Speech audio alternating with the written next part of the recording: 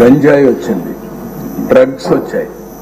ఈ రోజు నేను హామీ ఇస్తున్నా, ఎట్టి పరిస్థితుల్లో రాబోయే రోజుల్లో ఎవరైనా సరే గంజాయి అమ్మినా, గంజాయి పండించిన ఉక్కు పాదంతో ఈ ప్రభుత్వం అణిచివేస్తుంది. ఆ రోజు మాట్లాడా? ఒక్కరోజు కనీసం ఆలోచించాడా? ఎంతమంది పిల్లలు, ఎంతమంది నాశనం అయిపోయారు గంజాయి తీసుకొని, ఎంతమంది డ్రగ్స్ కడెక్ట్ అయిపోయి ఎన్ని ఘోరాలు నేరాలు జరిగాయంటే అన్ని ఘోరాలు నేరాలు జరిగే పరిస్థితి వచ్చింది. ఆ పాబ్లో ఎస్కోబార్ అయితే 1985లో సుప్రీంకోర్టులో గెరిల్లాతో దాడులు చేపించాడు. 11 మంది న్యాయమూర్తులను చంపేశారు. ఇది ఈ ఎంపీని కూడా అదే విధంగా చంపేవారు.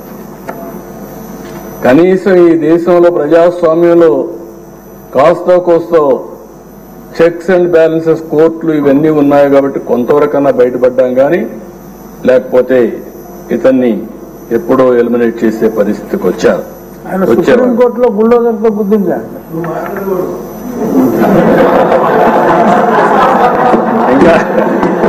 ఇంకా అలవాటు కాలేదు.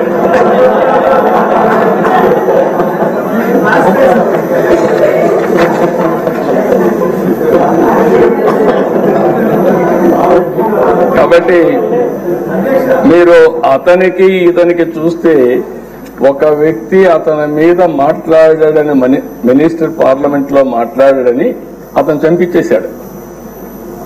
ఇక్కడ అదే సంఘటనలు జరుగుతున్నాయి. ఎవరైనా సరే మాట్లాడితే, ఎదురు తిరిగితే, లేకుంటే ప్రజాస్వామ్యంలో ఇది తప్పని చెప్పితే ఇంకా వాళ్ళ మీద పడిపోయే పరిస్థితి. శాసిస్తున్నాడు, ఎవ్వరూ మాట్లాడడానికి వీలు లేదని శాసించే పరిస్థితికి వచ్చారు.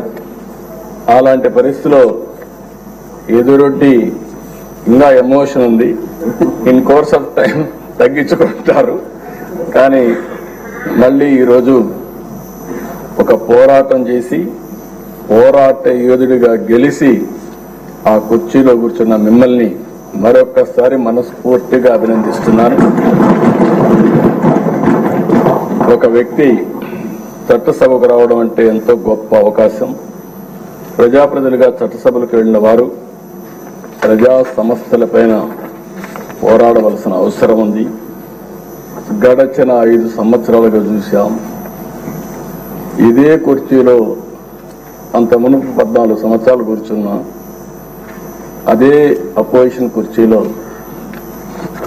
కూర్చున్నాను. ఆ రోజులు ఇప్పుడు కూడా గుర్తొస్తాయి. ఒక్కరోజు కూడా అసెంబ్లీ సుజావుగా జరగడం కానీ, బూతులు లేకుండా అసెంబ్లీ జరిపిన సంఘటనలు లేవు. సరే, అందరి మాదిరిగా నాకు కూడా అవమానాలు జరిగాయి, అవన్నీ నేను ఇప్పుడు పోవడం లేదు. కానీ ఆ రోజు కూడా ఒక మాట చెప్పాను, ఇది గౌరవ సభ కాబట్టి ఈ సభలో నేను ఉండలేను. మళ్లీ ప్రజాక్షేత్రంలో గెలిచి గౌరవ సభగా చేసిన తర్వాతనే ఆ సభలో అడుగు పెడతానని వచ్చాను.